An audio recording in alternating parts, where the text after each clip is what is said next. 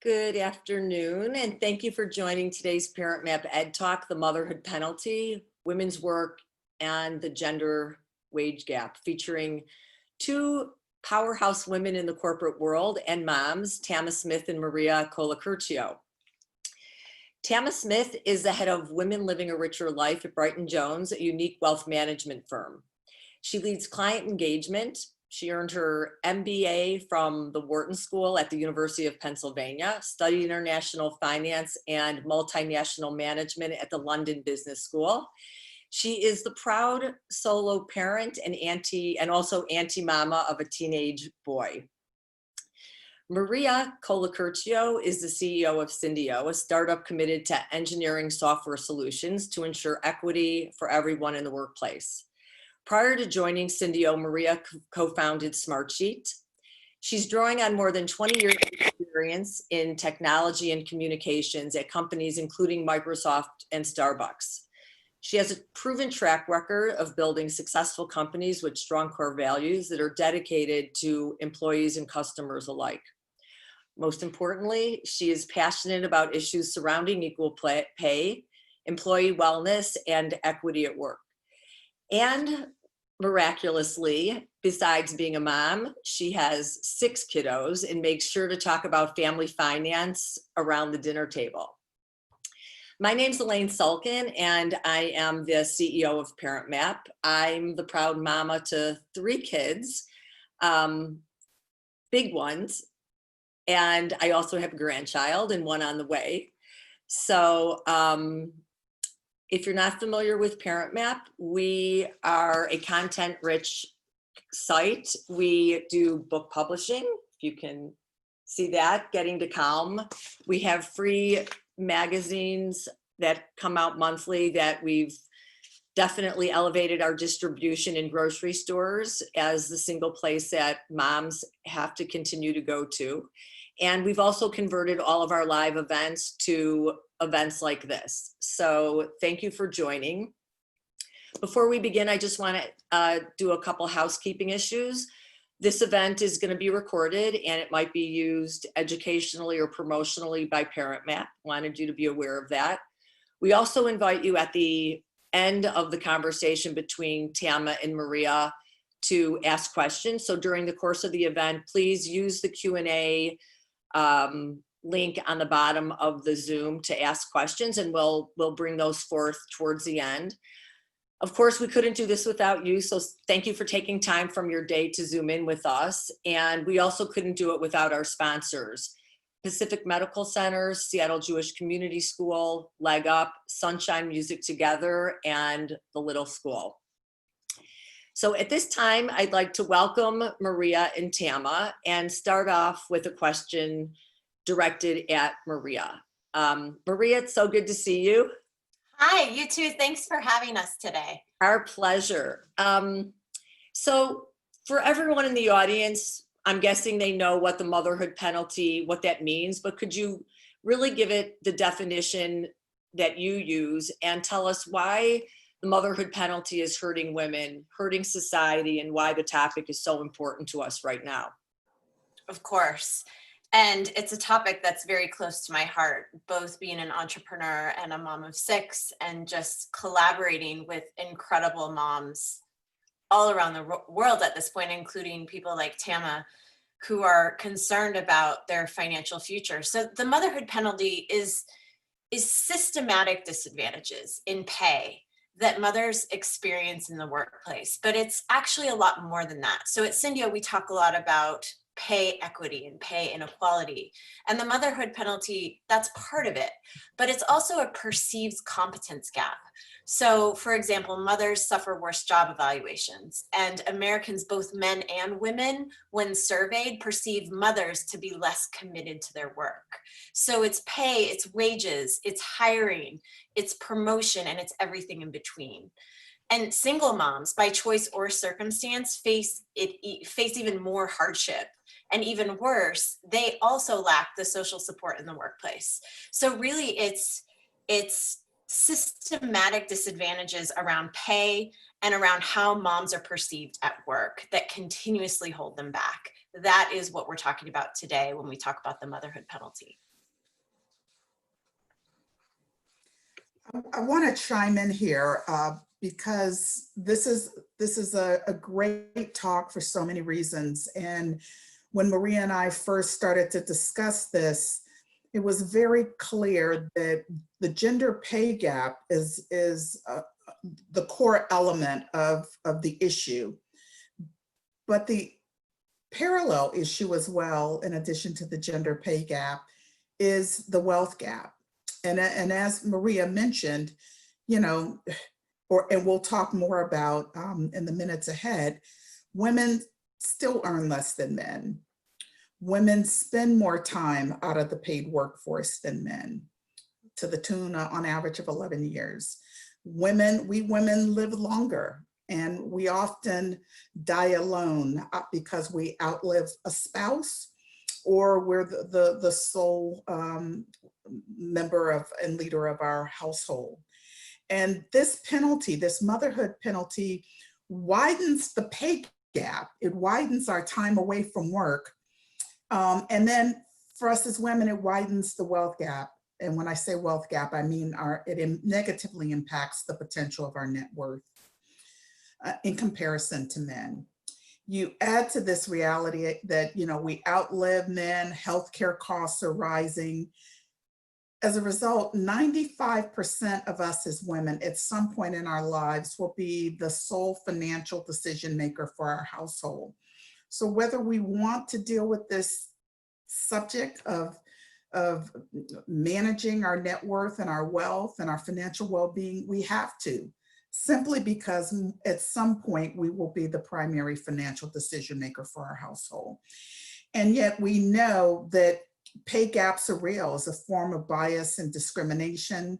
Women tend to negotiate less, and we'll talk more about that. We tend to end up with the bulk of the family caregiving responsibilities. And all of these things disrupt our career path and our career trajectory.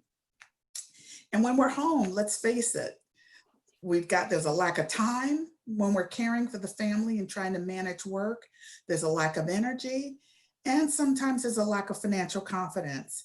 And so all of these things they result in us just putting off our well-being, our financial well-being, and our financial wellness, which then continues to widen this wealth gap over the long term. And we'll talk more about how we can certainly identify and address and remedy these issues. So to kick off and move this conversation along, all that to say, pay gap is real, wealth gap is real. So Maria, as we think about the gender pay gap, we also hear a lot about pay equity. What is the difference between pay equity and the pay gap? And by the way, what is this pay gap truther? Great question, Tama. Thank you.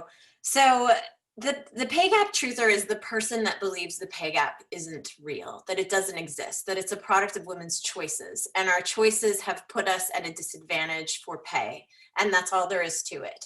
The pay gap truther is also someone you can hear an argument, for example, you know, when accounting for women's choices, the pay gap actually is reduced to 91 cents to the dollar. So basically what you're saying is, when you account for my choices, I'm only paid 9 cents to the dollar less because I'm a woman.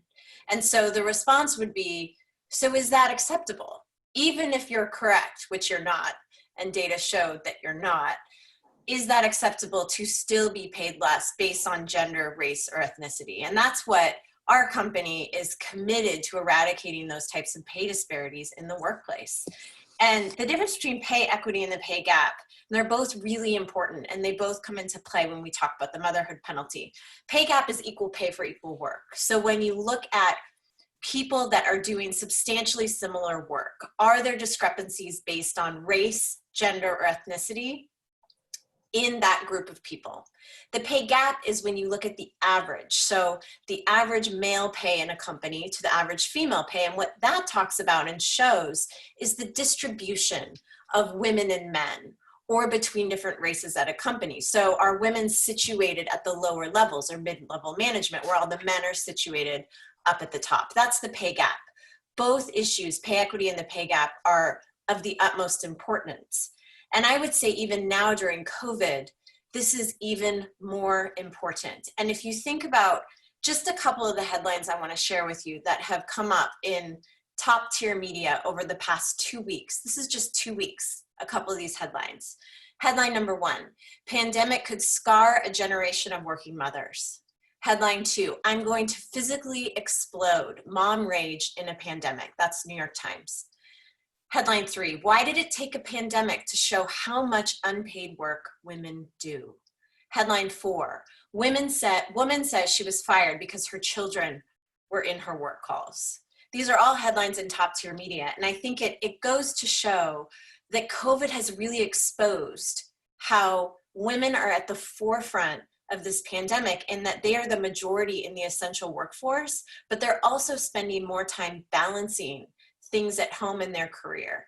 Whereas in direct contradiction to that, surveys that have been done show that men are spending more time working. So I think it's really important in this conversation as we talk, Tama, that we talk about how do we make sure as leaders, as companies, and as women, we have a collective responsibility to ensure we don't put ourselves back 50 years because of this pandemic.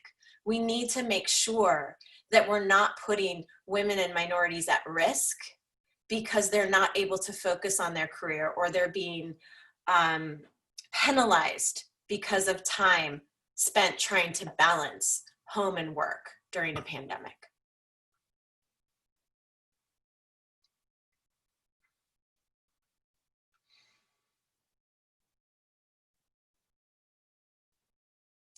Sorry, I'm muted. The headlines are shocking, but we all know real examples of those headlines, and some of us may very well be experiencing them ourselves. And so let's talk a little bit more about this, about the pandemic.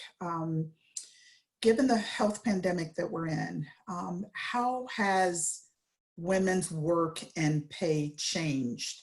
I know Syndio just had a survey, and you had some findings about caregivers and their work during COVID. Share again how things have changed. Yeah, it's really troubling. And I don't know who saw the recent announcement by Florida State University, but they sent out a memo that they then tried to manage. But it basically said the time for working with your kids around is over. If you are working remotely still because of the pandemic, and obviously Florida's numbers have skyrocketed, you now have to figure out what to do with your kids. And it's just an absolutely tone deaf approach to what's happening to women in our society during this pandemic. The survey that we recently did showed that 14% of women who are caregivers, both single moms and moms in relationships, are thinking of quitting. That's how intense the pressure is becoming to try and do both. And again, just seeing that this is going to have an impact on women as they return to the workforce, because there's policies as offices reopen that can really cause an unintentional divide. So as a physical workspace opens, flexibility is great. Flexibility benefits women, especially as it relates to an office environment.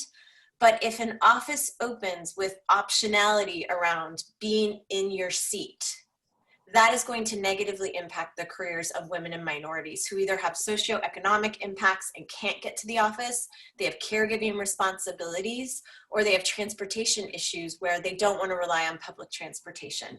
So we as leaders have to be really mindful of that.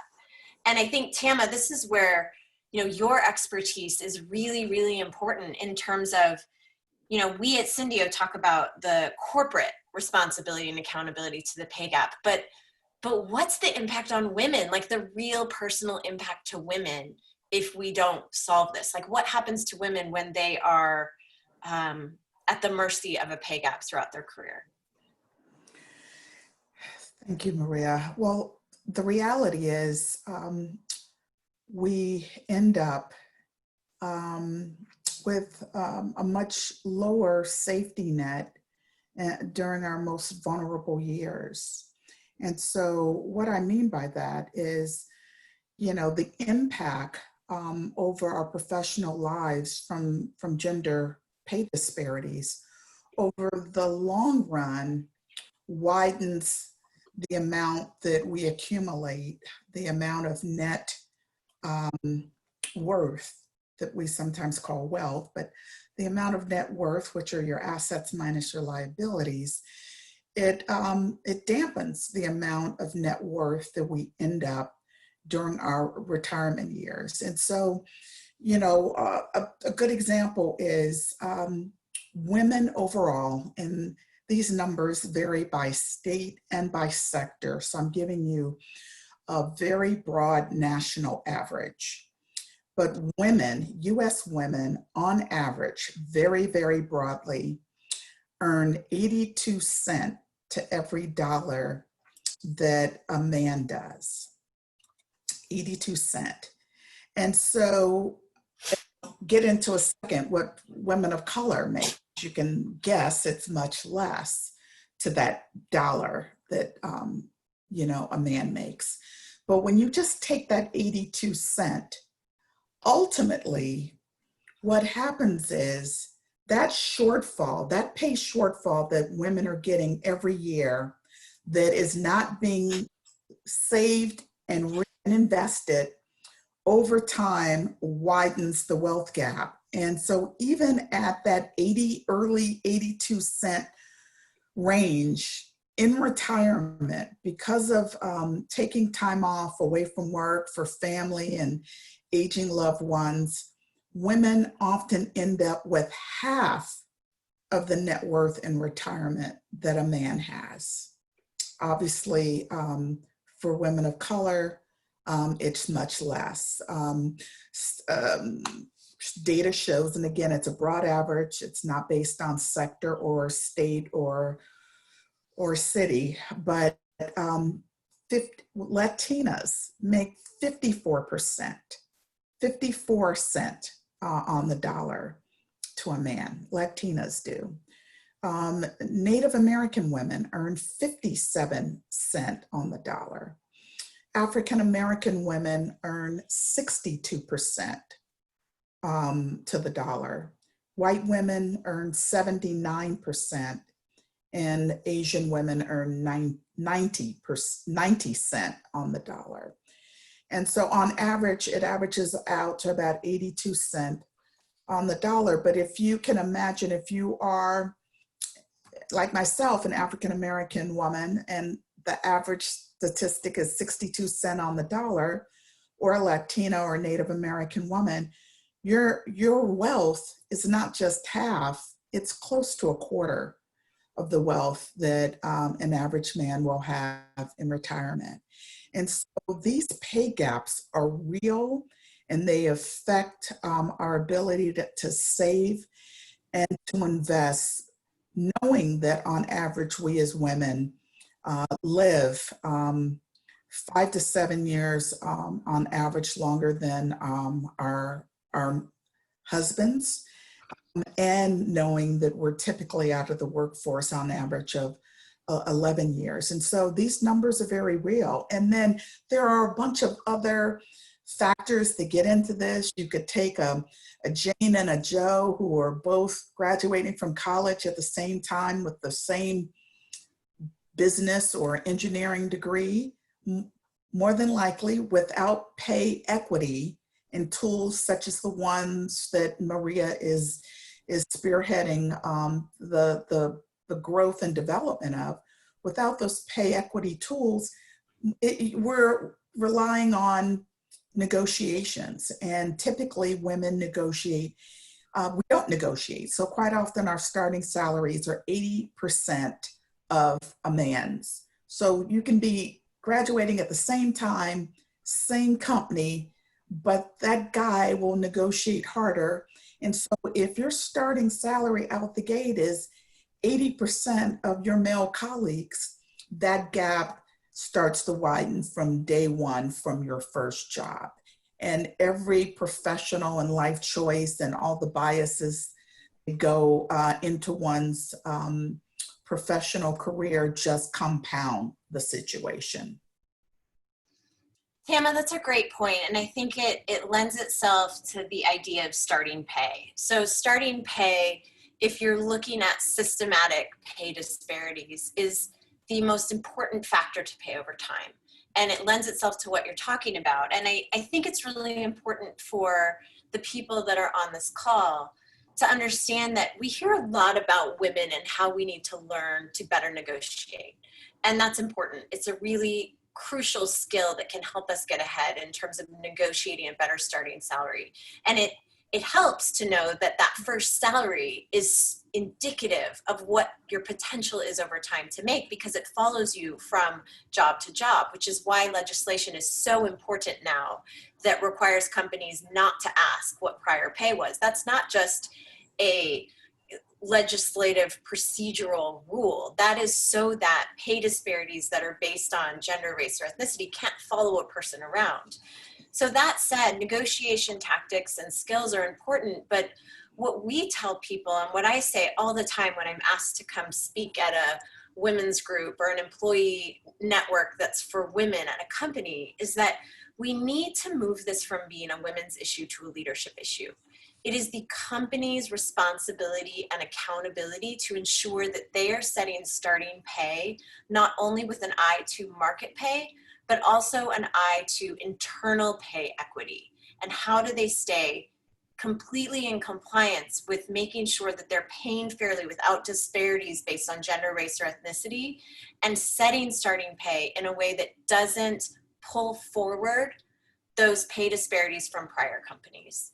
And I think for women especially, it's really important to ask the question, what did the prior person in this role make? I mean, those are questions that we're sort of taught are not appropriate, but they're really important. And it's really important to flesh out what type of company you're going to work for. If it's a company that's open with that information, if the company runs ongoing analyses, if it's even something that they're thinking about. Because as you said, Tama, it's crucial in figuring out what is your potential for wealth over time really starts with that first job or that first paycheck at your new job. Thank you for that, Maria. One of the things that I often think about in the work that I do is, and this pandemic is certainly not helping us as working women, it's really how do we make our financial well-being and doing everything that we can to ensure that we're narrowing any pay gap that might exist, and we're hoping to working on deleting it. And in parallel to making sure that we aren't experiencing our own personal pay gap, making sure that we can close the wealth gap at the same time. How do we do that as working moms when we're managing kids who are at home and trying to keep them engaged and focused, but yet giving them some semblance of a summer? And we've got so much riding on our backs. How do we also make our financial well-being a priority in that? Because we're such big nurturers for our family.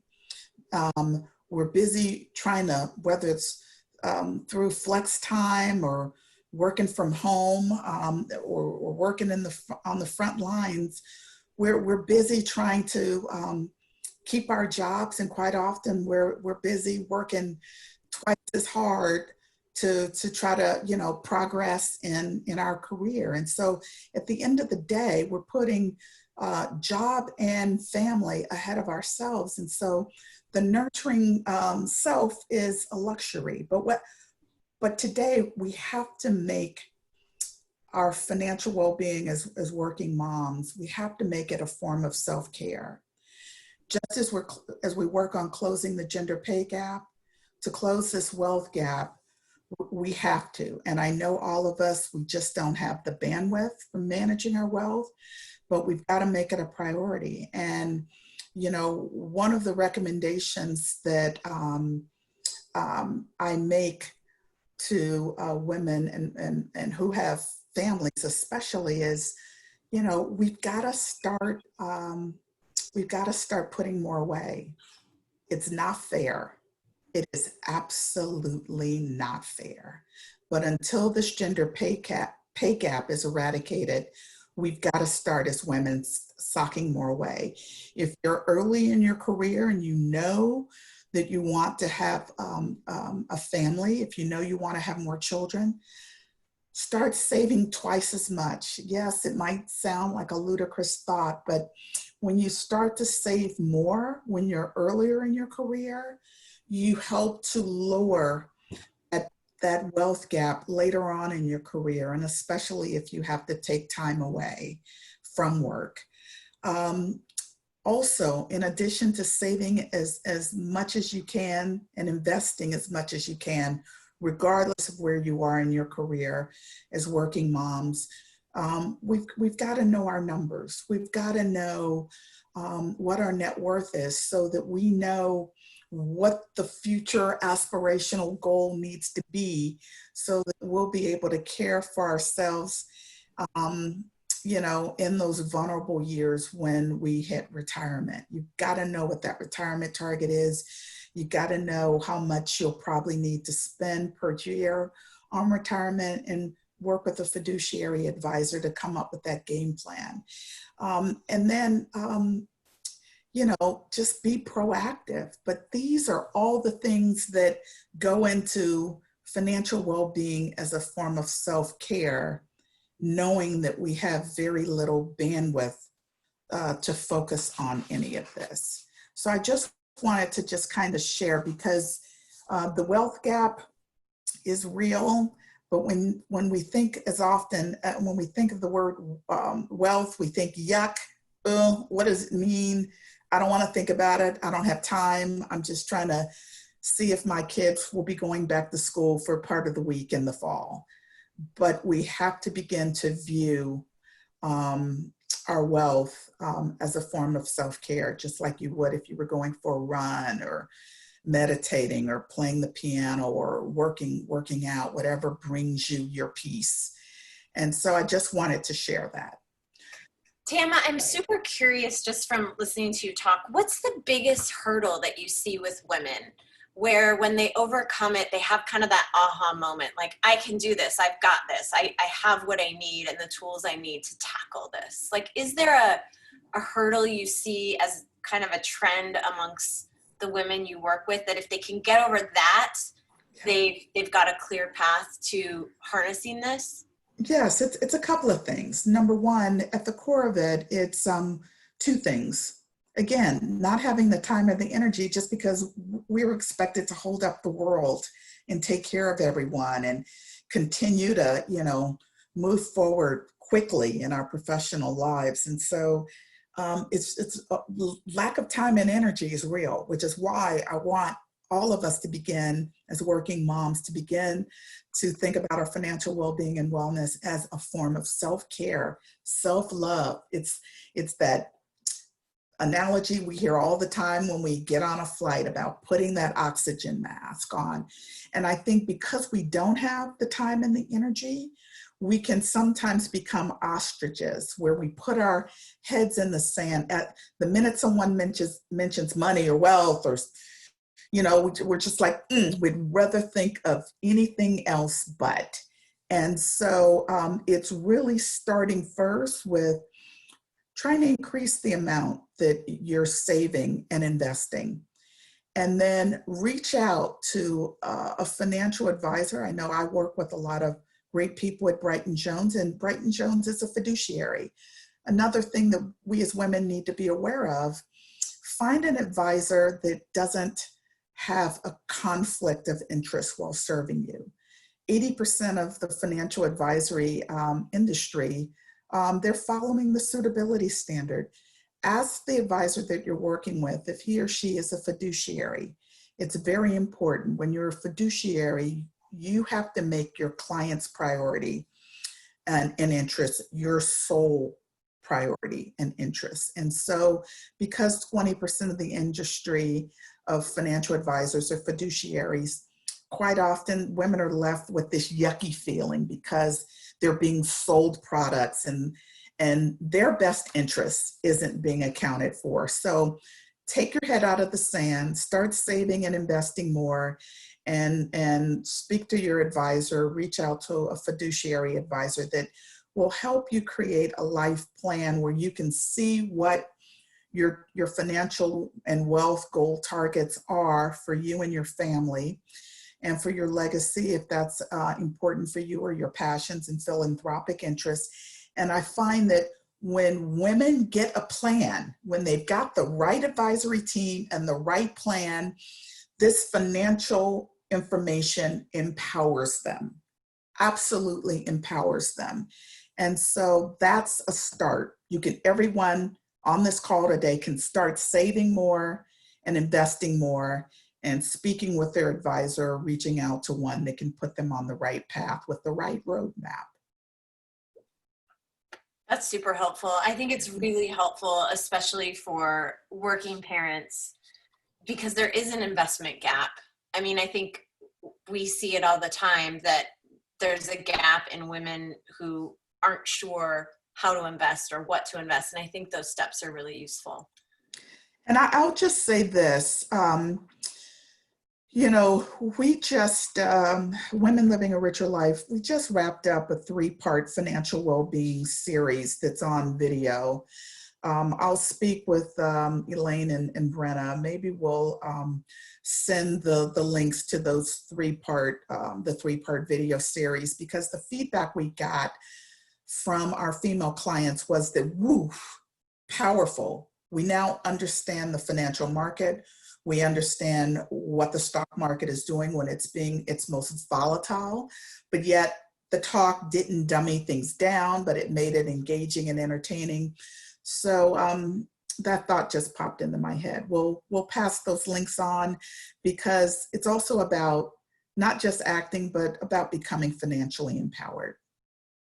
Yeah, that's great. I'd like to turn this back before we move into Q&A to the other pandemic that we have experienced. As we know that for women of color, the gender pay gap is even greater, which results in an even lower accumulated wealth during retirement.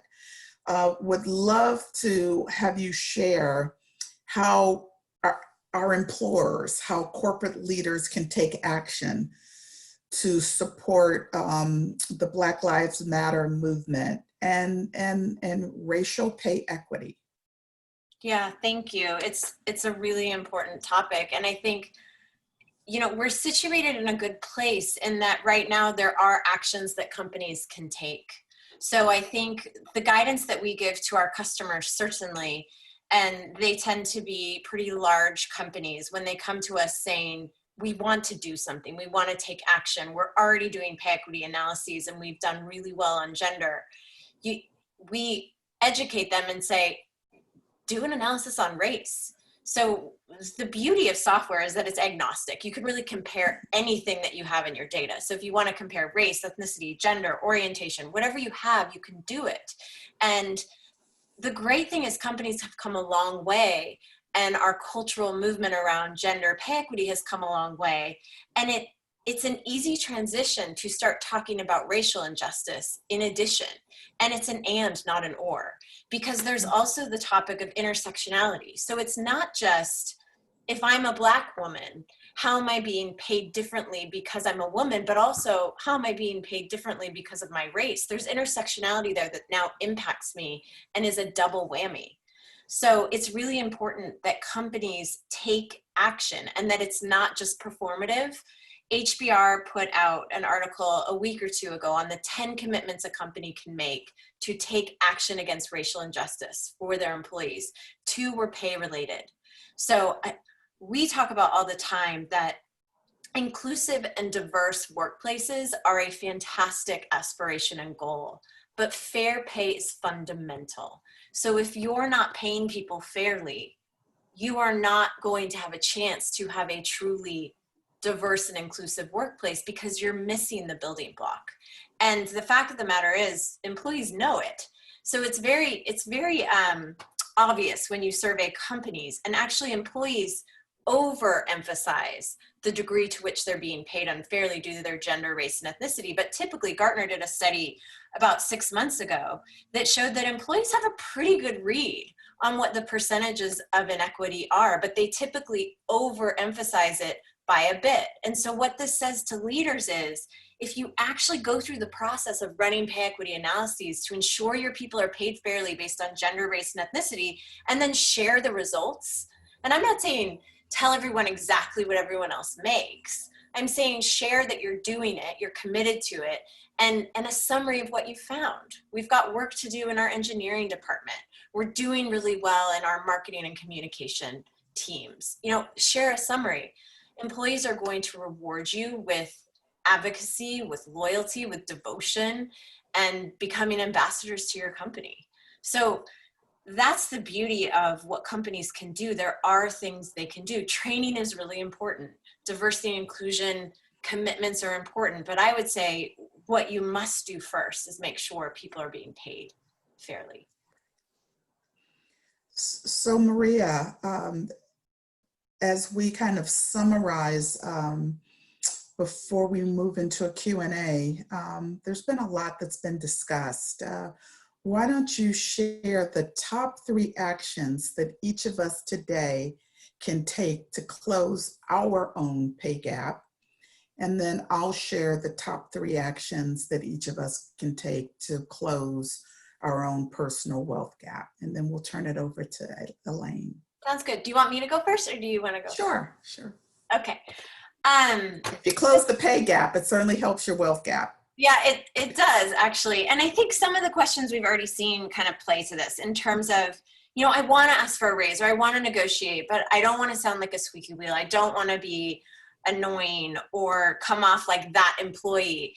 And I got to tell you, now is the time. So the pandemic, we hear a lot from women saying, you know, I just want to keep my job. I'm just super happy to have a job. I don't want to rock the boat. But this is the best time to ask your company for action, because there is a cultural moment behind you right now.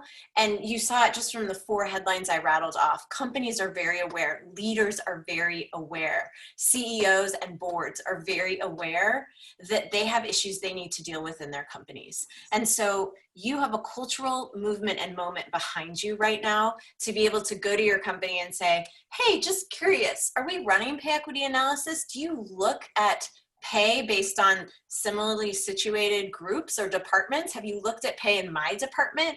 Because I noticed we just hired a new person and they report to me, but they're paid almost the same as me. So I'm just curious how we're approaching this. And some answers you should not accept are, I don't know. Yes, we do that, but we don't disclose any results or tell you anything.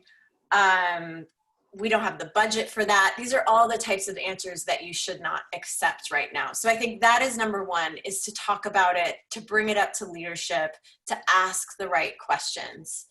I think number 2, just being cognizant about this optionality around a physical workspace. And there's some news out there about this right now and some research, but not a ton.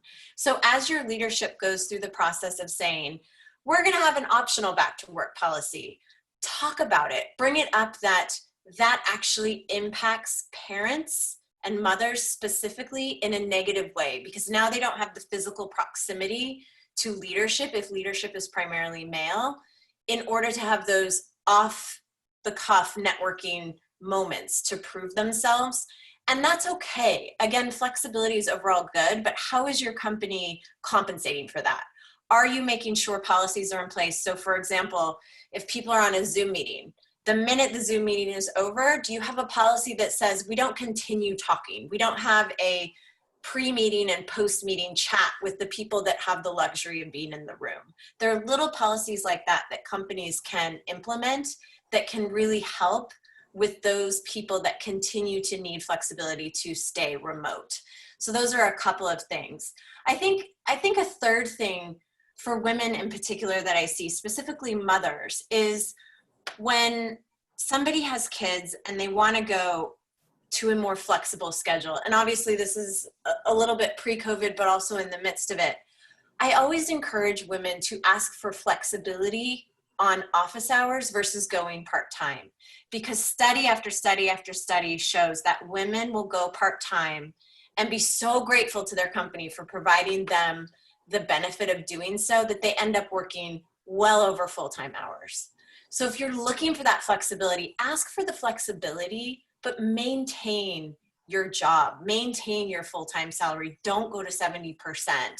And then play it out from there. See if you continue providing the value that you did as a full-time non-flexible employee. And I will bet you that you do, and you'll be happy that you did. So those are just a couple of things.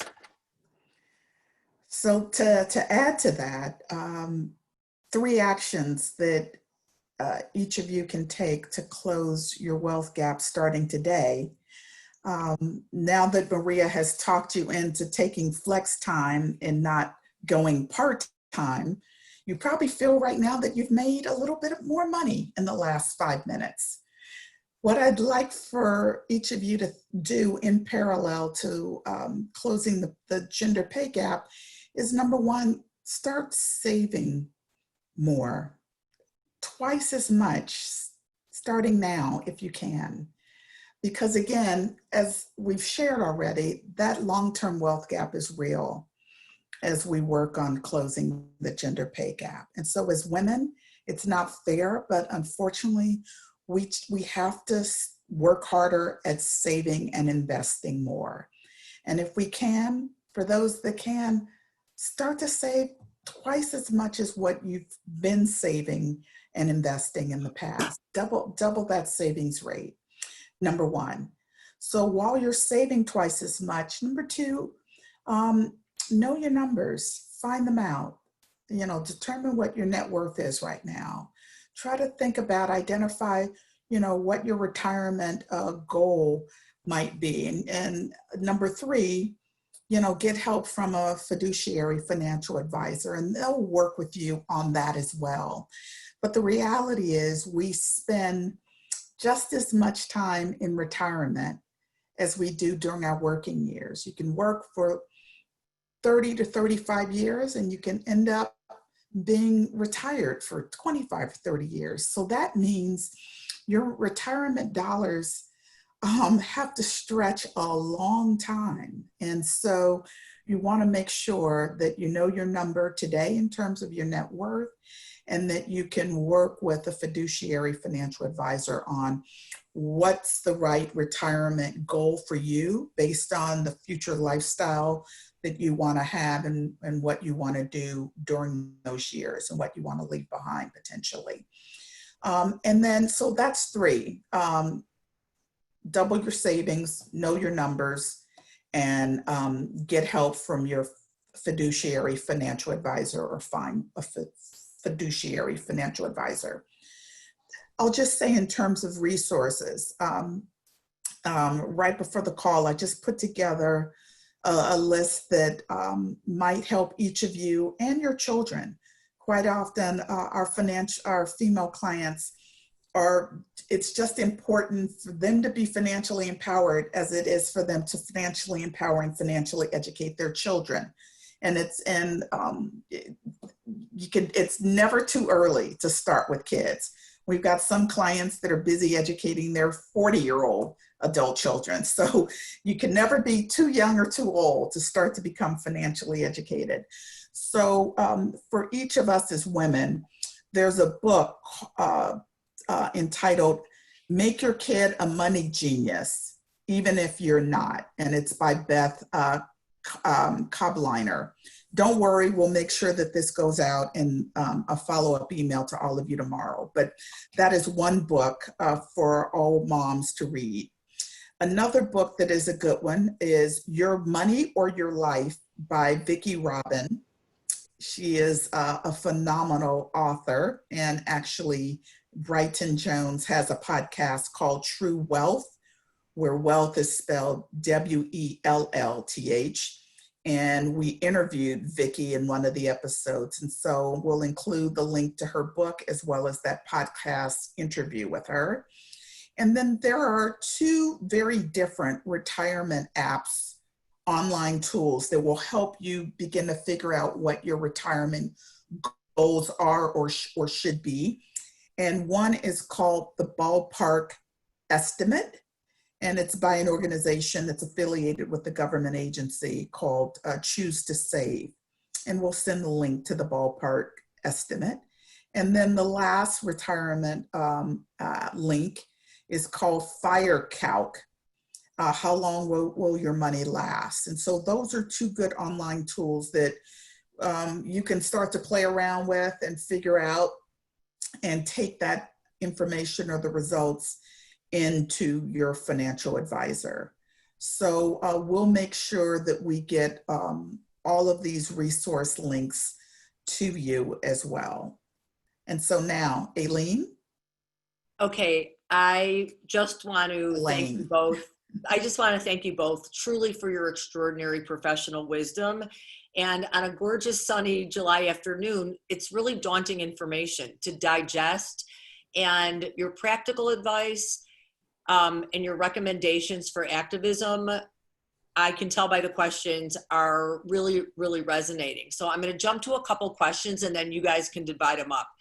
One question, I mean, more particularly, I think, to Maria, is women wanting to advocate, not be a squeaky wheel. They might not be in salary negotiations right now, but they want to become advocates for, you know, their colleagues and themselves. What's your recommendation on how to move forward? Yeah, so I think the biggest thing I would suggest, and it's not super common, is to find a male ally. Find a male ally that does a job that's similar to yours and say, hey man, tell me what you make, because I need some information and some data to go advocate for myself.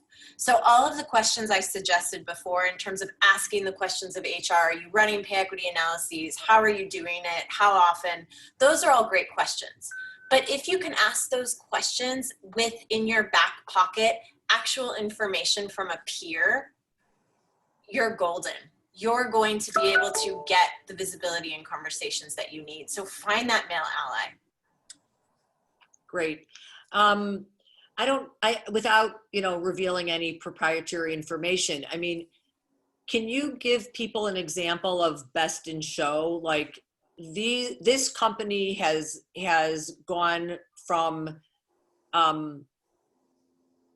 the position of revealing pay, sharing information, and they, you know, it's hard for a business owner or the leadership to maybe take that gulp, but they did it and change ensued. And a little example of that maybe?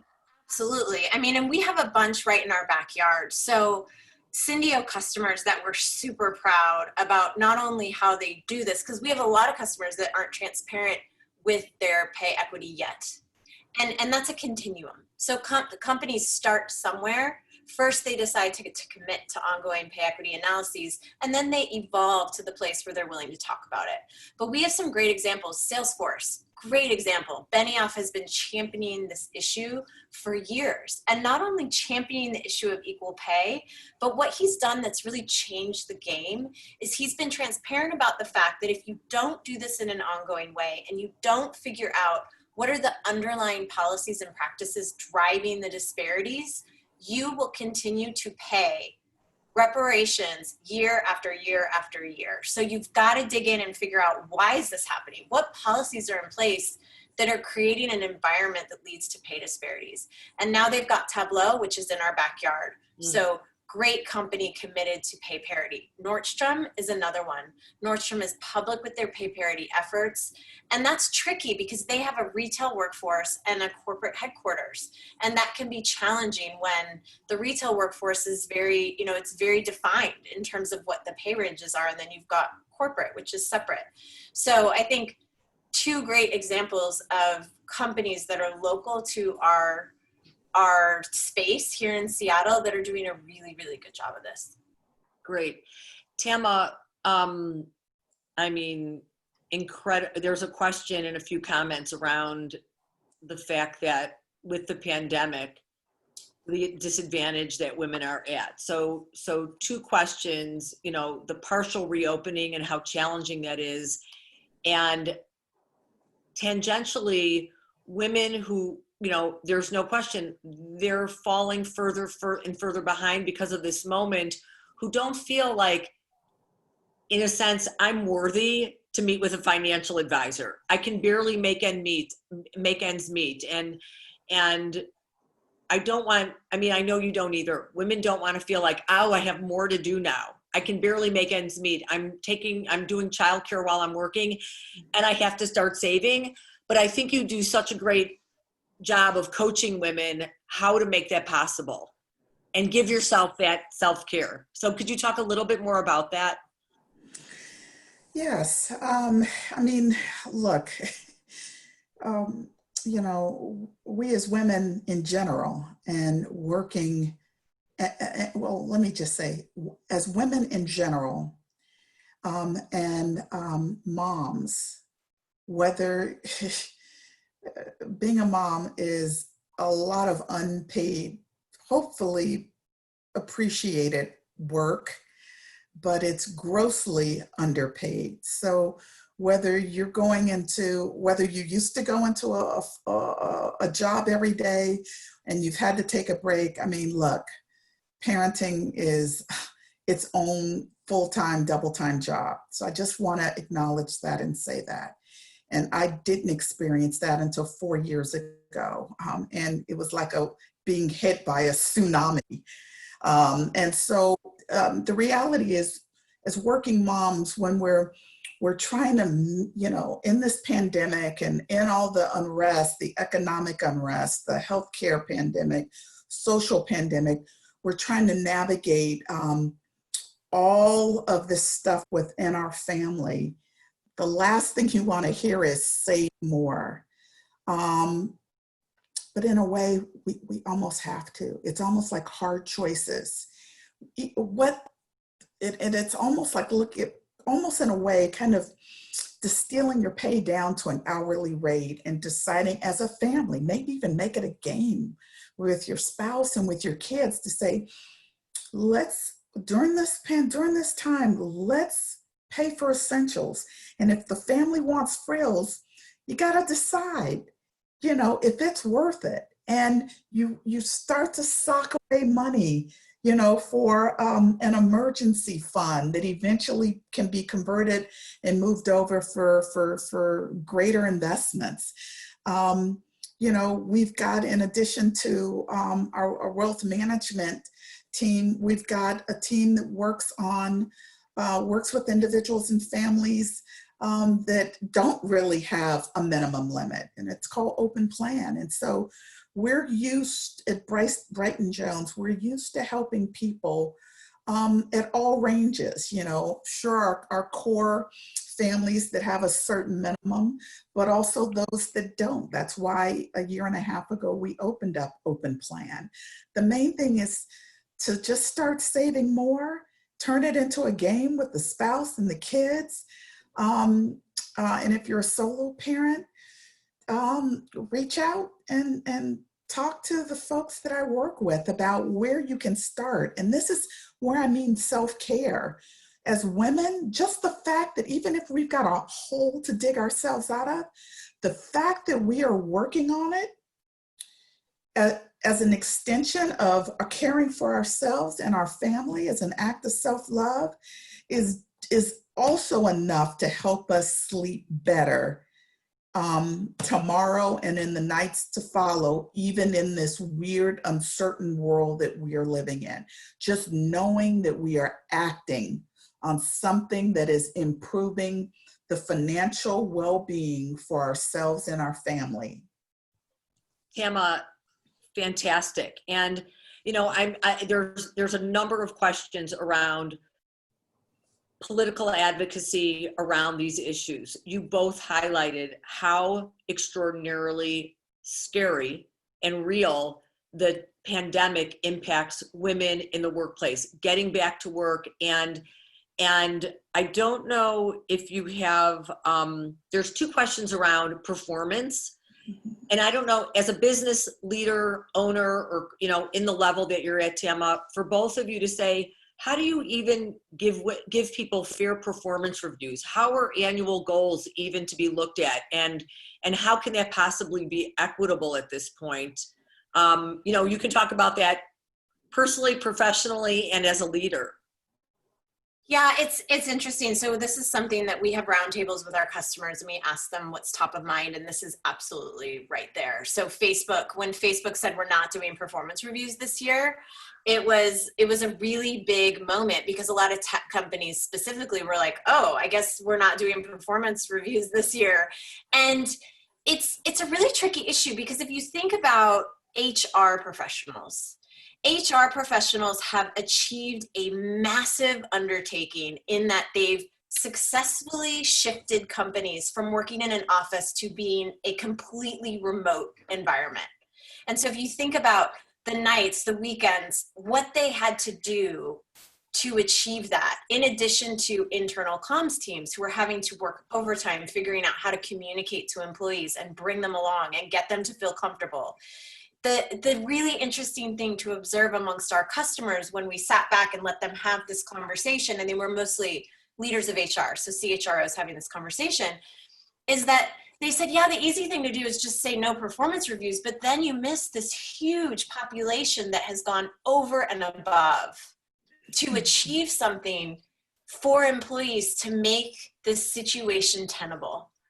And that's where a lot of the companies have gone against the Facebook route and have said, we're going to do performance reviews, because otherwise we're leaving a bunch of people, by the way, HR tends to be majority women, behind in terms of rewarding them for an absolutely monumental feat. You know, as a small business owner myself, I would never want to miss that performance review. It's such a critical moment to make connection, and like you're saying, validate some of the extraordinary work and how people were able to pivot in this extraordinary time. I think it's great wisdom. A few things before we close. Number one, we will make sure that everyone who registered gets the recording of this, and we have a list of resources, a great list of resources, thanks to Tama and Maria, that we will share with everyone. I apologize that we didn't get to everybody's questions, but the quality of your message, it really resonated with me as a business owner and a working woman, and I know it did with our audience. So thank you all. I want to thank our sponsors and encourage our viewers to always look at ParentMap.com live and see what we have coming up next. So thank you. Thank you. Thank you so much. Thank you. Thank you, Elaine.